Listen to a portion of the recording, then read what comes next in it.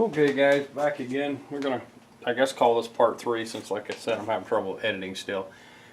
I've had to work the weekend, so I haven't been able to come out here for the last 3 or 4 days and mess with this, but I'm going to give you just a quick heads up on some of the stuff that I found. Again, it's this, I kind of told you at the beginning of this, it's going to tell you about how to buy and you know, especially a used vehicle from somebody. And there's so many factors that makes it difficult to check everything and every one of them. So what I'm going to do is just kind of continue through this little bit of a series to tell you some of the things I run into, some of the things you probably need to check if you can, and then times to look and not look at a car, regardless of how good it sounds, or you know, the too good to be true adage sometimes falls into place. And this being a low mileage, 138,000, which to me is kind of low mileage on something that's from '04. It must have been abused, and the reason I say that is because I've crawled underneath there a couple of times, and the transmission is painted gray. I thought maybe somebody was trying to hide something from someone, whether it's a rebuilt or a salvage yard. I do not know.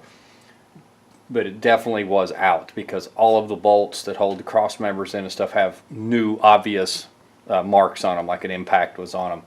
So the transmission has been replaced. I have no documentation of that. I've got the thing jacked up. I've messed around with a 2- and 4-wheel drive trying to figure out what the terrible sound is in 4-wheel drive, and I will show you that before I pull the transfer case, which is now about 80% in my mind what the problem is. And the reason I say that is because it still could be the front end. It doesn't seem to be a CV. It's not a U-joint issue. However, these have a failing point on the back of the case where there's actually, and I did not know this until I've done a bunch of research, and I'm really still not convinced on what they're for, because I'm not really getting a complete explanation. I haven't looked that hard, but watched a guy rebuild one of these. It's a new process 246 transfer case. It's an electric shift, and it's kind of specific to these. Although 99 to 07 seems to be the crossover on the rebuild kit, it is not. They're not interchangeable from, like, I think it's 99 to 02, and then from like 03 to something, I'm not really sure. And this being an 04. The older ones I'm finding are not going to work. I found one out of an 02 Yukon, and it seems like the cutoff date on the ones I found for sale is like 02, and then 03 is the whatever style this one is. And I'm not sure what's changed. It has to be sensors, plug-in specifically, or I noticed that there was a difference in input splines. One was like 27 and one was 31 or something. So I'm not really sure, but it doesn't make any difference. A failure point on these is the back of the case where the oil pump inside sits. And the reason I was getting into why I didn't know this had this is they actually have a stack of clutches similar to a automatic transmission. And I'm talking a pretty good stack. It looks like it's about 5-6 inches deep of steels and clutch material. I'm not really sure what it's for. I mean, obviously something has to give, but I'm not sure what. Somebody was trying to tell me today it's because it has the auto 4-wheel drive option. It can engage and disengage through the auto selection, and there's a big planetary in front of it. It's where the input actually comes in. So it's like input, it goes into the planetary, that goes into a clutch set, that then goes into the chain that runs to the front axle. So I'm not really sure, guys. I'm going to have to rebuild this transfer case though, because what happens is the actual oil pump, and it does have an oil pump, not like a Slinger. It actually has an oil pump built in with a pickup tube and a sock on it. I mean, it's like a little engine. I was kind of surprised at all the parts that are actually in these things. But it's very fine, sharp edged, and it fits into kind of just a space in the back of the transfer case housing. And the new ones, or the better designed ones, actually have a lot bigger surface area, and they're not sharp edged. And they sell the back of these cases like water. So apparently this is a very, very common problem. And they're really not super expensive. I could get a complete rebuild kit. We're talking bearings, snap rings, the clutch disc, and the clutch pieces, pretty much everything, internal chain and all that stuff, for like $310. And the back of the case is like another 90. It depends. I haven't looked that hard yet. So what I found when I crawled underneath there is, so I cannot make it physically do it by hand, and I don't have a second person here to help me, and I don't really want to crawl underneath there and mess with stuff while things are spinning, for obvious reasons. I had just decided to make up my mind to just pull the transfer case, because there is a hole in the back of the case and it's leaking fluid. So okay, with that done, right now that part's out. Let's go back to the engine. We'll get into that transfer case later, because there's going to be a big series on that. That P0300 code, that multiple random misfires, when I was working this weekend, has led me to believe it's either a vacuum leak that I have not been able to locate, possibly under the intake manifold, that it's hard to get to with the carb cleaner, or it's a fuel problem. And so what I'm going to do is to check the fuel pressure at idle. And the reason I'm going to do that is because this has a obviously all the fuel injected engines for the LS based, at least, I can remember the throttle body, and I may have said this in another video, but has a return style fuel system. So the fuel that's not being used is regulated and then sent back to the tank. With that said, this still does that, but the fuel pressure regulator, instead of being on the rail, which they did up until 2003, and 2004 they moved it to part of the pump in the tank. And like I said, I may have said this on a video. I really haven't looked at my other videos. I haven't put any out yet of this. But my question to myself was, is it possible that the fuel pump was replaced and somebody, and I don't even know if the hookups are the same, but I wonder if somebody didn't put like a 99 to an 03 fuel pump in it, where it's supposed to have the regulator up here instead of back there. Or did the regulator go bad in the pump? I'm not saying this is what it is. So what I'm going to do is check the fuel pressure right now. So I'm going to fire this thing up and see what the fuel pressure is. And if it's above, to me, 70 pounds at an idle, that's almost too much. That means it's not being regulated right in my eyes. And then if it drops above the 1500, which I'm really going to have trouble looking at, I'm actually probably going to have to video it and then look at it again and kind of see what it's doing. But let's get it started up and see what it actually is, instead of guessing and me talking.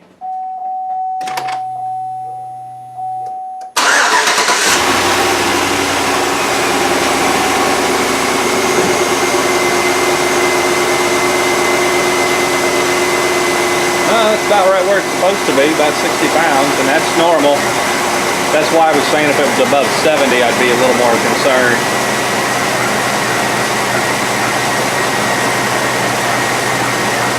I can hear it missing. Now I can see it actually.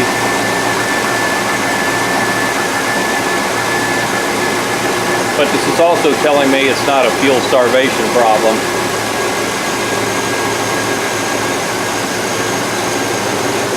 So I am back now to a very distinct possibility that it is a vacuum leak of some type.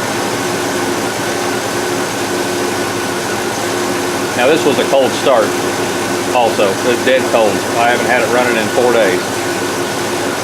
And as you can tell by the sound of the engine, there was no clattering or ticking or anything like oil pressure related like that mechanic told that guy. This was a dead cold start and the thing sounds fine. I mean, no noises at all that would bother me.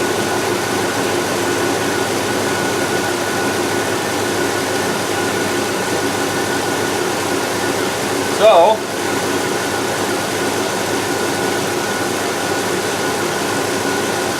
let me jump off real quick and see if there's a bleed down.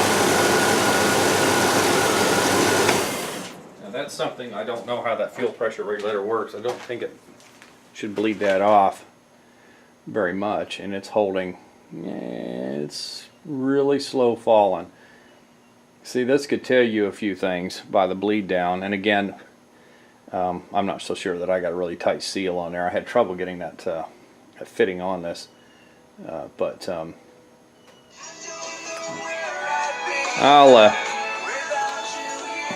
hang on a minute.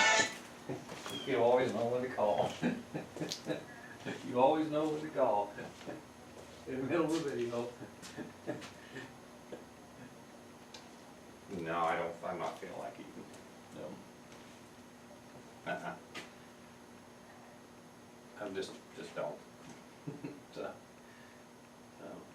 yeah, sit around too much. Gotta go get moving. But thanks anyway. Mate, love you. All right. Bye-bye. Sorry, guys. Gotta answer the president's call. That's how it works. Just asked if I wanted something for dinner. Nice of her, but I'm just not hungry. Anyway, so guys, what happens here with if it bleeds off pretty quick, you got something opened up. Whether it be a fuel, the pressure regulator is bad. There's also a possibility that one or several of your injectors are stuck open.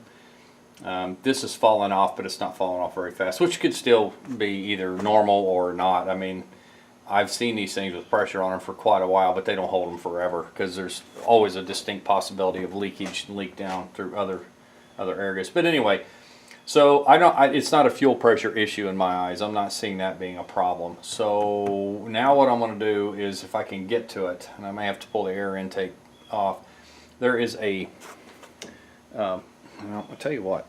Let me take you off here for just a second. Let me bump the heck out of the camera, and I'm going to show you. Underneath these intake manifolds, and this is another 5.3. Okay, see that it's a piece of foam, and it's I don't know what it does, but it's there, and it makes it difficult to get to push like brake cleaner or whatever it is you're using, trying to find a vacuum leak under the intake manifold. So what I'm going to have to do is try to dig that out of there and see if I can spray some I keep wanting to call it brake cleaner. Anyway, carb cleaner down that direction to see if it's leaking underneath. You know, I have had these motors. I've had a lot of these motors and never had one of these intakes leak. Valve covers I've had leak. Water pumps, of course, have gone out. But I have never had an intake gasket leak, and I'm not sure if it's just, again, driving style, or it's just because sometimes it just happens to certain people. You know how it is. Some people just have the run of luck.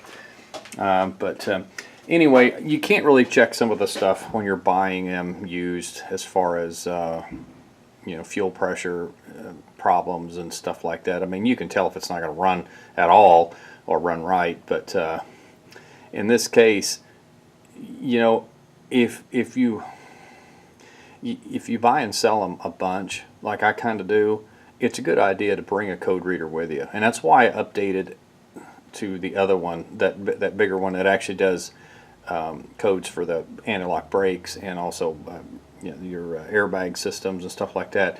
That way, if I go and buy one and it happens to have a code, I can throw the reader on there and actually read it. And if they don't want me to read it, then I obviously don't need that vehicle. So keep that in mind. But that's something I'm going to I'm going to actually start carrying that with me as part of the tools I carry with the truck when I bring a trailer to go get something. So anyway, so I'm going to try to dig that piece of foam out and see if I can do a little bit more research on the vacuum leak. Changing the intake gasket on these is not really hard. That wire harness going across there does not move out of the way very well, but it's all doable. I've pulled them before when I've pulled engines and left the harness, and you just have to unbolt everything and get it kind of out of the way. And this is drive-by-wire, so there's no cables involved. And then with the Hydro Boost, you don't have to worry about the vacuum line that runs from the booster over. It actually, you know, like I told you, is hydraulic. So anyway, that's where I'm going to start. Is now it is now on you know, a little bit more into the vacuum side, because I'm just not seeing this being a fuel problem, because it does its worst when it's idling, and it held really good pressure. It wasn't jumping all around or over pressuring or under pressuring. It was right where it was supposed to be and never really fluctuated. So okay guys, we're going to go somewhere else on this. So end of part 3.